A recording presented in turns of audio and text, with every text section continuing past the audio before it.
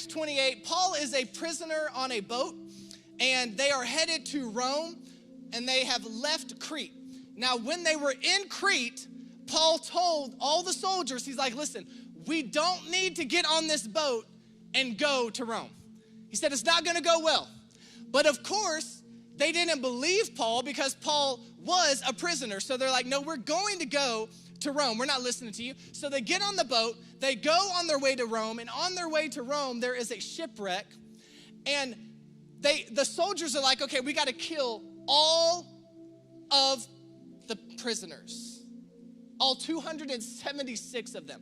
We got to kill them because we don't want them to escape. Because in this time period, if a soldier allowed a prisoner to escape, then guess whose head it was?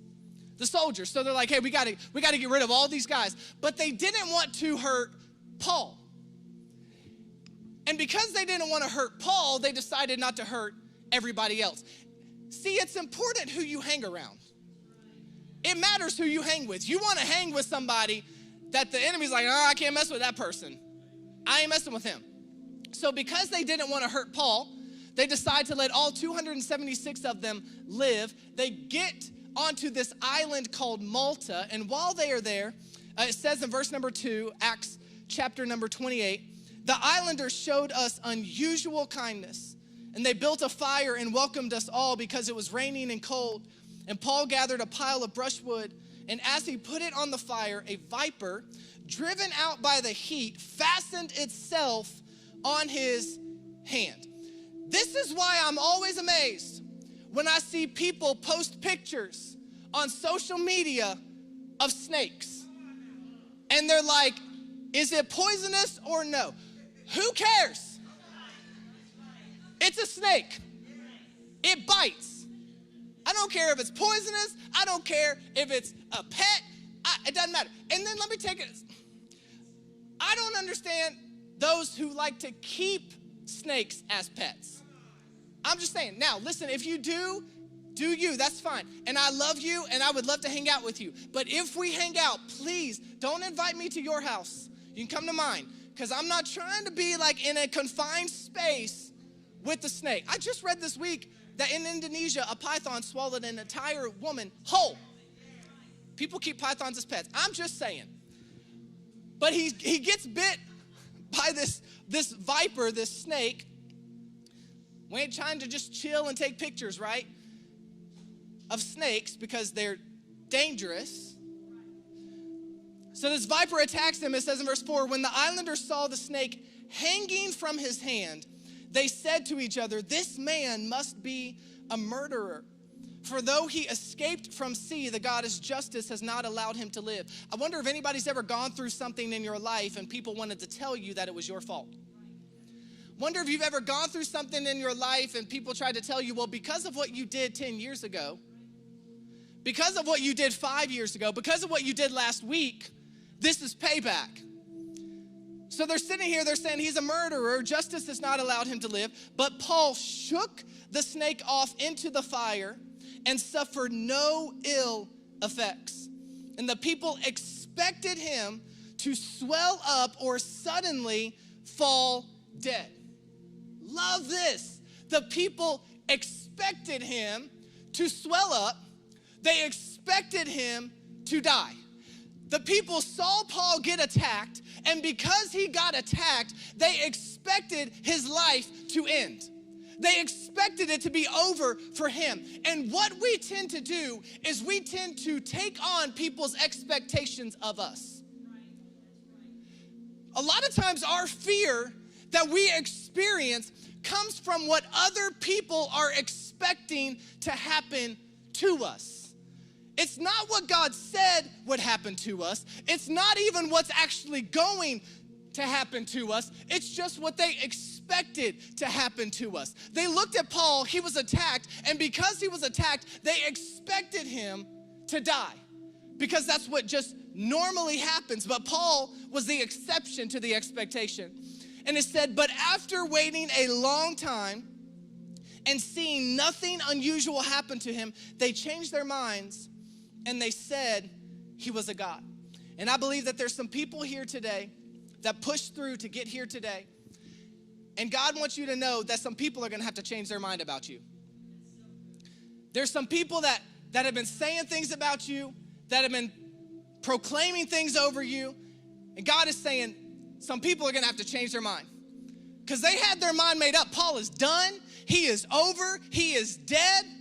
And then all of a sudden, after time passed and they saw it didn't end the way they thought it would, they had to change their mind about him. And as we close out this series of Fearless this morning, I know this is not the most encouraging thing ever, but it's the way that we started it. And I need to let you know, the question is not, will you ever be attacked? The answer to that is yes. The question is not, hey, is the enemy ever going to attack my life? Am I ever going to go through something difficult? Am I ever going to feel like I'm going under? The answer to that is yes. And I know that's not encouraging, but it's true. The question is, when you are attacked, how are you going to respond? When you do go through it, how are you going to handle it? Because the reality is we're all going to experience attacks. We experience attacks from the enemy. We experience attacks from our family. We experience attacks from our friends. Some of us experience attacks from ourselves from time to time. But just because something arises in your life to try to bring fear, it does not mean that it gets to take you out. Just because something has come up in your life that is scary, that is alarming, it does not mean that it gets to end you. It does not mean that it is over for you. Because Paul in Acts chapter 28, he had a snake attack him, literally was attacked by an actual poisonous snake, and the Bible says that it did him no harm. Just because he was attacked, it did not mean that it was over. Just because he experienced the bite, it did not mean that he was finished. Just because he went through it, it didn't mean it was over. And there's a scientific term for this when you have a venomous snake that bites you and does not release the venom, and it's called a dry bite. It's a dry bite. So it's like a poisonous snake that bites you. It should inflict pain on you. It should give venom, but it doesn't, and it's called a dry bite. But I don't really believe that it was a dry bite in that way. I don't believe that it was that the venom wasn't released. I believe that God intervened in that moment for Paul. But this morning, I want to talk to you on this subject, dry bites. Dry bites. If you're taking notes this morning, I encourage you to take notes always because I talk kind of fast sometimes. You can't always can't always remember it. If you're taking notes, go ahead and write this title down, Dry Bites. Let's pray together. God, I thank you for today. I thank you for your word. I thank you for each and every person that's here. I pray, Lord, that you would speak to their hearts. Help each and every one of us to hear exactly what it is you have for us. I thank you that today I can say your word and that you can go to each and every individual person and minister to them in the way that they need in their lives. And Lord, I pray that nobody would see me, that nobody would hear from me, but that we would all see and hear from you. And I thank you for it in Jesus' name. And everybody said, amen. Now, a few years ago, I discovered that armadillos live this far north in Georgia, right? I didn't know that armadillos lived up here. How many of y'all knew armadillos live this far in Georgia? I thought it was just South Georgia, right? So I thought we just had like possums and whatnot. And a few years ago, I discovered we have armadillos, and the way I figured it out is because of my parents. And my parents were, every year, twice a year, they like to do some like seasonal flowers, right? In their flower beds outside. And when I say they like to do it, I mean they like to have somebody come and do it and they pay them to do it. But then once they're done, they do take care of them, right? They pray over them, they water them, they baby them. And so it was problematic a few years ago because there was something that was coming into their flower beds. It was eating the flowers. It was digging up holes in the flower beds. And so they called the exterminator. They came out and they're like, oh, it looks like you have armadillos. And they're like, what? And they're like, armadillos. And it's like, okay, so what can we do to get rid of them? And they said, well, you could do this, this, this. And it was extremely expensive. So as much as they love their flowers, it is not that serious, right? So they were like, okay, forget about it, thank you. But it just so happened their neighbor, I don't understand. Their neighbor had an armadillo trap in his garage. Dude just had an armadillo trap just chilling in the garage. Don't understand it, but he did. And so he offered to them, he's like, listen, I can bring this over, it'll trap them, and then, it's like we can take them somewhere else and release them somewhere else. And they're like, well, will you do that for us? And he's like, oh yeah, I'll take them somewhere else and release them somewhere else. So they're like, okay, cool. So he brings it over, he sets it up, he baits it, everything's good. 2 days later, I get this frantic phone call from my mom, and she's like, Dustin, drop whatever you're doing right now. We got one. And I'm like, why am I the one that you call? Like, I think I'm more scared of this thing than you are. Like, what? It's like, I guess, only child syndrome, right? So she calls me, and I go over, and the trap door's down. I immediately start praying in tongues. I'm like, this is the attack of the enemy. Like, something's got to happen here. And so I'm looking at this box, and I'm walking around it. Like, this is what I do, and I kind of, like, pace around something. So I'm, like, walking around it, and I'm looking at it, and I'm just sitting here, like, okay. And she's like, well, can you get rid of it? Can you get rid of it? It's your house, I don't live here anymore. So I'm like, yeah, I'll figure it out. So I'm looking at it, I'm walking around, and I'm like tapping on the side of the box because I'm trying to figure out, like, is something in there, and then second of all, I'm like, is it mad? And I'm just I don't know what these things do. I don't know if it's gonna, like, jump out at me. And so I honestly was stalling because I was waiting for their neighbor to get home. But of course, my dude decided to work late that day, so he didn't make it. So I was like, okay, I got this. So I went to the woods, and I grabbed the biggest stick I could find.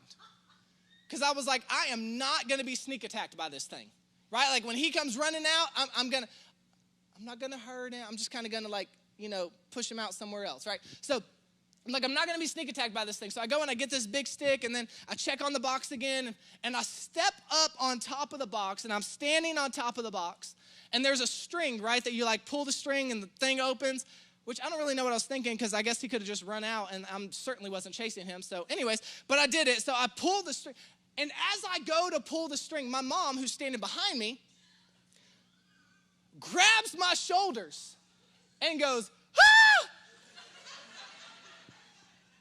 Like, as I'm not exaggerating, as I'm lifting up the box, she grabs my shoulder and she's like, ah! There wasn't a single thing in that box. I don't know what she was screaming at. I don't know what she was doing, but she screamed. And it scared me. I jumped off the box, right? When she screamed, I jumped off the box, almost broke an ankle, almost hit her with the stick, because I was just like I'm out, And I thought I was going to be attacked by this armadillo. I ended up getting sneak attacked by my mom. Because the reality is, in your life, no matter how prepared you are, no matter how planned out you are, no matter how many I's you dot and T's you cross, sneak attacks happen. And that's the first thing I want you to write down today if you're taking notes, is sneak attacks happen. When you least expect it, a lot of times in the places that you least expect it, from where you least expect it, sneak attacks happen out of nowhere. And this is exactly what happened to Paul in Acts chapter 28 and verse 3. It said he gathered a pile of brushwood, and as he put it on the fire, a viper driven out by the heat fastened itself on his hands.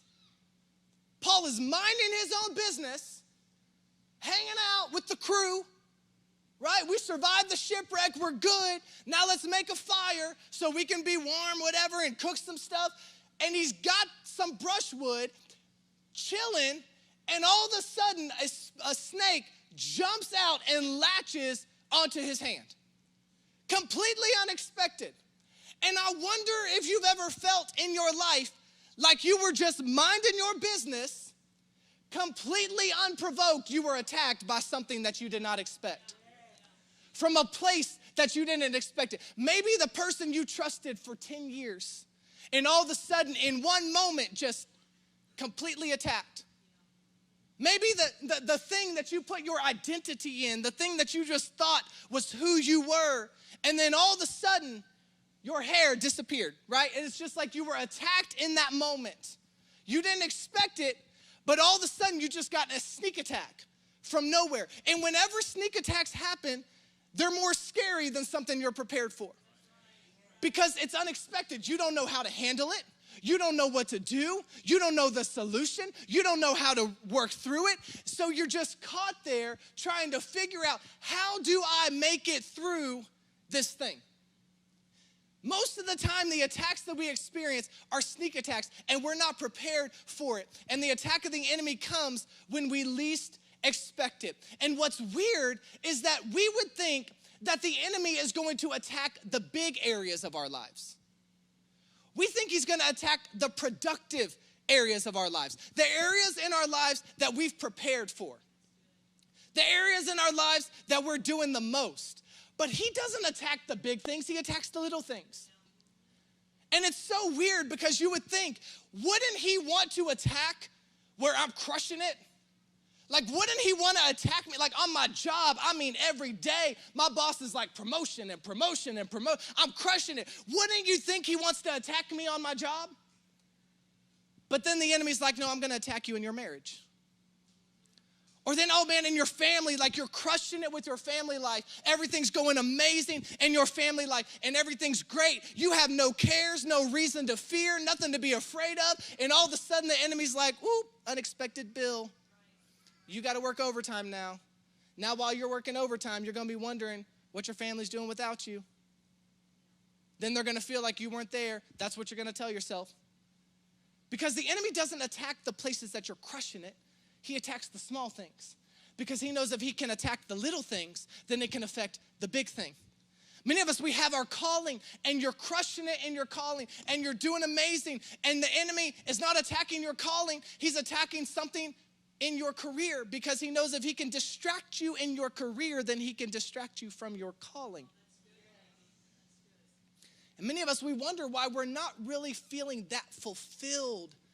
There's something bigger. There's something greater that I'm supposed to be doing. And I feel like I'm just punching a time clock, 9 to 5. I feel like I'm not doing what I'm supposed to be doing. But I submit to you this morning that it's possible that the enemy has you so distracted by the attacks everywhere else that you've neglected that purpose. And you've neglected that calling. Like you would think that he's gonna attack the big things, but instead he attacks the little things. And it would seem like it doesn't make sense, but it actually makes perfect sense. Because the areas where you're doing the most are the areas where you're most guarded. Right? Like, oh, I gotta keep this thing guarded. I'm crushing it here. I don't want anything to get in the way here. I've gotta continue to keep this on lock. I've gotta do. The areas where you are most productive are the places you are most guarded. But you have the other places in your life that you've allowed to just kind of fall to the wayside. We're ready for him to attack the productive places, but we're unprepared for him to attack the other places. And it's not as obvious for him to go there. Like if you think about it, if you went to a castle, you wouldn't go up to the front gate and knock on it. Like if you're trying to take over a castle, some of y'all are like, oh, yes, I would. No, you wouldn't. You wouldn't go to a castle and just knock on the door like, hey, I want to like take this place over. No, you're going to go over, you're going to go under, you're going to go around. You're going to figure out some other way to accomplish an attack. You're not just going to go and just knock on the door. So when the devil wants to bring fear into your life, he's not just going to show up in a way that you expect him to. Some of us, we've been going through this series on fearless, and we're like, yeah, I don't really have anything that I'm afraid of. Everything's going good. Everything's wonderful. But what you don't realize is you've got some subconscious fears. You've got some things that you don't even realize you're afraid of that are preventing you from truly walking in God's purpose for your life. You've got some fears of what if I step out and then I fail that are keeping you from even stepping out. You've got some fears from what if I try and everything unravels that are keeping you from even trying. Some of us, we got some subconscious fears. And we think like, I've got to unlock and everything's good and everything's wonderful, but he's not gonna attack the big door. A lot of times the things that you think are an attack of the enemy are not an attack of the enemy. But things that you think are not an attack of the enemy are. Because he's slick. And he comes in and he's unexpected and he does it in secretive ways. We think that he's gonna come to us just holding a sign like, I'm here to scare you. But he's not. He doesn't come after the stability of your marriage by sending somebody to your front door, a man or woman knocking on it and saying, hey, let's have an affair. He doesn't knock on the peace of your marriage that way. He does it by just, when you're not even thinking about it and somebody just slides into a DM or a text message or a phone call. He doesn't come after the mentality that you have. He doesn't come into your mind. He doesn't come into the security that you feel and the peace in your mind and bring fear in your mind by having somebody come up and say nobody likes you. He does it by just dropping in a thought, well, what if they don't like me? What if they want nothing to do with me? What if that really was for me, the text message that they sent and they said, oops, that wasn't for you. What if it was for me? What if they really feel that way about me? He doesn't just come at you, but he'll just drop little thoughts. He doesn't come and get you to stop your calling because he can't. So what he does is he causes you to just get a little bit of fear of, what if I don't have what it takes to fulfill my calling? What if I'm not strong enough to fulfill my purpose? What if I'm not the best mother for my children? What if I'm not the best husband for my wife? What if I'm not able to do this? What if I'm not really the right one to talk to them about Jesus because I was a mess too? He just drops in fear like little bit by little bit, and it prevents us from doing the big things that God has because the enemy is attacking the small things. He comes after the small things. We give him a foothold into the small things. The Bible says don't even give him a foothold, but we give him a foothold into the small things. And then as it grows and it grows and it grows, and before we know it, the big thing that we had on lockdown is completely overrun by fear and anxiety and discouragement. And we're wondering why, but it's because we let the enemy come in the side door. We let him in this little area. And what we have to understand is that it's about consistency. It's about consistency. Our walk with Jesus is about consistency. Experiencing the power that he has in our lives is about consistency. Overcoming fear is about consistency. Listen, I had to overcome fear twice in 2 days because when Nicole was giving birth, the heart rate started to go down. The cord was wrapped around his neck. The doctor was freaking out. It was very traumatic experience. And all of a sudden in the moment, I just had to remind myself, and I just said, Jesus, Jesus, Jesus, Jesus. And all of a sudden, on the last time, the doctor said, this is the last time. And then we're going to do a crash C-section, which means I would have had to stay there. Her mom would have had to stay there. They would have rushed her out. They may not have made it to the operating room. They would have had to cut her open, pull the baby out. Just crazy things.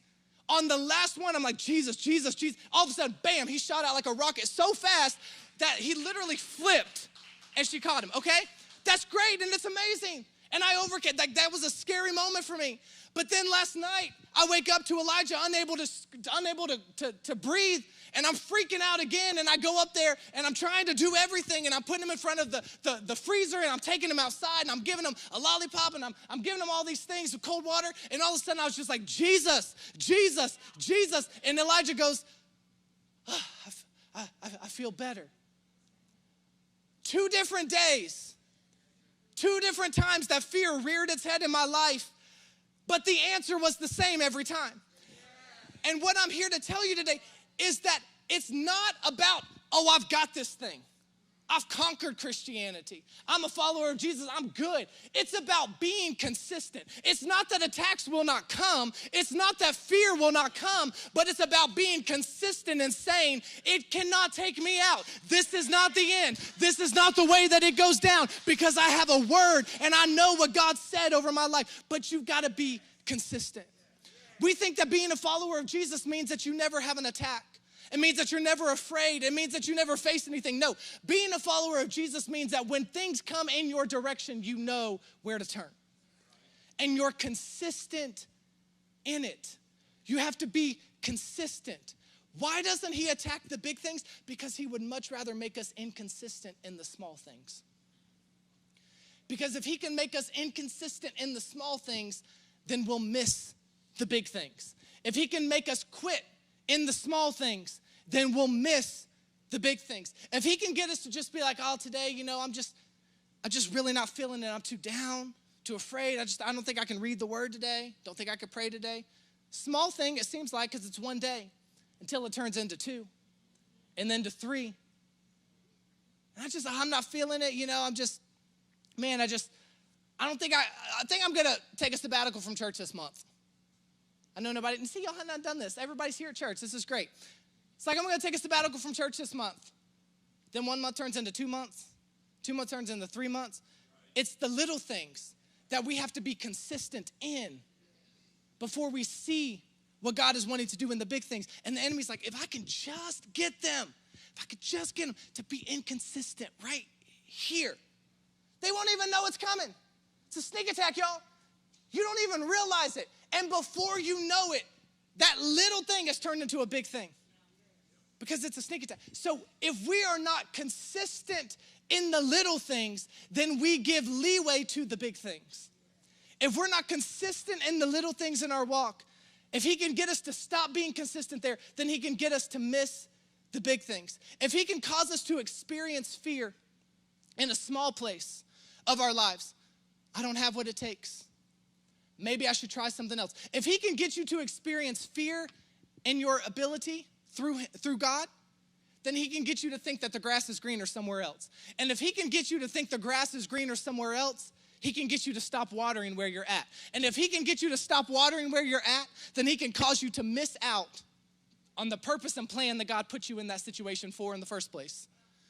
It's the small things. It's the sneak attacks. It's this little thing here and that little thing there. And we're sitting here. I'm telling y'all, I know how it is. I grew up in church, right? We used to sing like I went to the enemy's camp and I took back what he stole from me, right? Like we know where the enemy is. We know what he's doing. We know how he's trying to take us out. And the enemy's like, actually, I'm not as dumb as you think I am.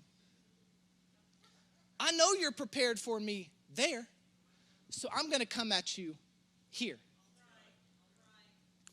I know you're not afraid there because God's already shown you everything you've experienced. So I'm going to come at you in the place of uncertainty in your life. Because if I can get just one glimmer of doubt, if I can get you to be uncertain in God in that, I can get you to be uncertain of God in this thing that you said, oh no, God's got this.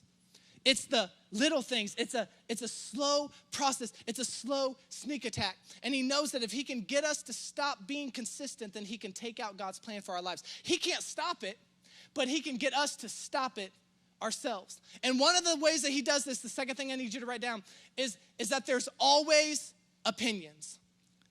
There are always opinions. Each and every day, all around us, we are surrounded by opinions. It said in verse number 4, when the islanders saw the snake hanging from his hand, they said to each other, this man must be a murderer, for though he escaped from the sea, the goddess Justice has not allowed him to live.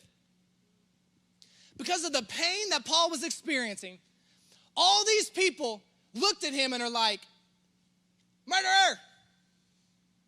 Like, you talk about going from 0 to 100 quick. They look at him with a snake on his hand, and instead of being like, hey, maybe we should help him, they're like, that dude killed people. We knew that the goddess Justice was gonna get you, bro. Like, we knew it. That guy killed people. Just by looking, he's got a snake hanging from his hand. Some of us, we got some things in our lives that have attacked us that we're walking around with, and people look at it and they're like, oh, see, I knew they went all that. I knew they went to church just for the photos, just to look good, be able to post, hashtag, I'm in church, what about you? Some of us were walking around and we've been attacked by some things that people are looking at us and they're like, man, their life's a mess. Because people always have opinions. They look at Paul and they're like, this guy is a murderer. He's standing there with a snake hanging from his hand, and all they can do is look at him and say, he must be a murderer. He must have killed people. And what I know is in your life, you can always tell who's a participator and who's a spectator by the way they react when you go through adversity. You can tell if somebody a participator or is somebody a spectator? Is somebody participating with me in this thing, or are they just watching, looking to see what they can say? Because they said he's under attack. He must be a murderer. And that is exactly what the devil does. The Bible calls him an accuser. He is an instigator. He is looking for areas in your life that seem like there's something, and he likes to come at you and to tell you there's a reason to be afraid here. There's a reason to be scared here. There's a reason to worry here. He loves to come and he loves to agitate, so he will often use other people to instigate those things. But just because you're under attack does not mean that you've messed up. And just because you're under attack, it does not mean that it's going to take you out. It doesn't mean that it's over for you. Because the same people who were with him on the boat, whose lives he kind of saved by being on the boat too, are the same ones who were coming against him. Because some people inherently want to believe the worst about you. Some people inherently, they want to look and they want to believe the worst possible thing they can about you in their life. But it's okay because guess what? Jesus sees the best. And what he sees far supersedes what anybody else says or thinks. So do not allow an accusation to become a destination. Do not allow an accusation to become an identification. But instead, we got to understand, if the enemy is trying to attack you in that thing, there's a reason. There's a reason. He wouldn't be trying to stop you if you weren't a problem. He wouldn't be trying to stop you if there wasn't something that God was trying to do through you. He wouldn't be trying to scare you out of fulfilling God's purpose and plan if there was nothing that God was going to do in that purpose and plan. So rather than be upset when things come, rather than be upset when people start saying, oh, it's over for them, it's done for them, they're finished, what if we started to celebrate? What if we started to be like, yeah, I know it looks like it's over, but I got a hand that I can just shake that thing off. Like, I know that it looks like I'm done, but I can kind of just do that right there and everything's good. I know that it looks like I'm finished. I know that it looks like I'm going under. I know that it looks like my best days are behind me. But even though you say that, I'm just going to shake that thing over there. And I'm going to shake that out of there. And I'm going to shake that over there. I'm not listening to the fear of the enemy in my life, but I'm listening to the purpose and the promise and the plan of God. Because if he brought you to it, he's going to get you through it. We know this. But even in the midst of the attack, Paul had to know. I love that it says he shook it off because it's almost like he was just annoyed. He was annoyed. He's just like, come on, like just get off of me, right? Like I got something to do. I'm trying to make a fire. I got some food I need to eat. I'm going to start with you, Viper, right? Like I'm just like, I got something to do. That's where we need to get to the place where we become so annoyed with the attacks of the enemy that we just like, get out of here. I got something to do. I've got too much purpose. God's given me too great of calling for me to sit here and just be worried about this attack and be afraid of how it's going to happen. I got to get rid of this thing and to be able to shake that thing off in our lives. Because at the end of the day, the opinions of people are just that. Opinions. Opinions. Say what you want all day. I don't care. Speak what you want all. And listen, I'm not even going to get mad at somebody else for their opinion. See, this is where we slip up, is we allow other people's opinions of us to cause us to harbor bitterness and unforgiveness towards them. Sneak attack. Because the enemy, he's like, ooh, if I can just get them to hear an opinion from somebody else and then get them to resent and not like that person, harbor bitterness and unforgiveness, then guess who is losing right now? The one harboring bitterness and unforgiveness, not the one who gave the opinion. Sneak attack. Sneak attack. The enemy knows. He's slick. He knows how to do it. But opinions are just that. They're opinions. And it doesn't matter what the opinion is. It doesn't matter the fear that comes into your life. It doesn't matter the attack of the enemy that comes into your life. At the end of the day, God always gives the answer. And that's the last thing I want you to write down is God gives the answer. Type in the chat if you're online. God gives the answers. The snake bite happened. They wrote him off. They said it was done. And I love it because he shook the snake off. Verse number 5, it says, Paul shook the snake off into the fire.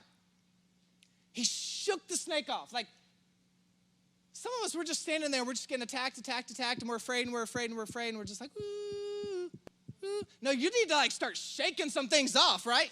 Like, just, like, get it out of here. Like, get over it. Get beyond it, shake that thing off. It says that he shook it off. Whenever the enemy brings accusations, whenever he brings attacks, whenever he brings fear, you need to shake it off. When he brings a lie, you need to shake it off. Even when he brings facts, you need to shake it off. Shake the attack off. I know that it looks like I'm going under. I know that it looks like I'm defeated, but guess what? God gave me the answer, and I'm just going to shake that thing off. I'm going to shake it off. Somebody say shake it off. It says in verse number 5, this is my favorite part, the second part of verse 5, and I'm out of your way. It says, but Paul shook the snake off in the fire and suffered no ill effects. See, when you make the decision, I'm going to do it God's way, and I'm going to shake this thing off, I'm not going to try to figure it all out. I'm not going to try to come up with the answer. I'm not going to try to come up with a solution, but I'm going to shake this thing off. When you make the decision, I'm going the way God's told me to go. I'm going to do what God's told me to do. I'm going to follow God's direction no matter what, and I'm going to shake this thing off. Then you begin to see that you suffer no ill effects. No ill effects. It does not mean that you won't be attacked. It just means that you won't have to suffer the effects of the attack. It does not mean that you won't have moments where fear comes in your life. It just means you have no reason to give in to the fear because you can shake it off. God always gives the answer. May not look like the answer you thought, but God always gives the answer. Every attack, every fear, every adversity, everything that we experience, God already gave the answer. And with him, the attack can be a dry bite. Come on, somebody, stand to your feet this morning if you're here. With him, the attack is there, but at the end of it, when they start looking at you trying to figure out, hey, this one's the one that takes them out. This one's the one that ends them. This is the one it's over for them. People will look and they'll be like, wait, what happened? What happened? Just be like, hey, that bite was dry. Enemy's gonna have to try harder than that if he wants to stop me from seeing what God has in my life. Because I'm not living for my comfort. I'm not living for my understanding. I'm living out of the purpose, the direction, and the will that God has in me.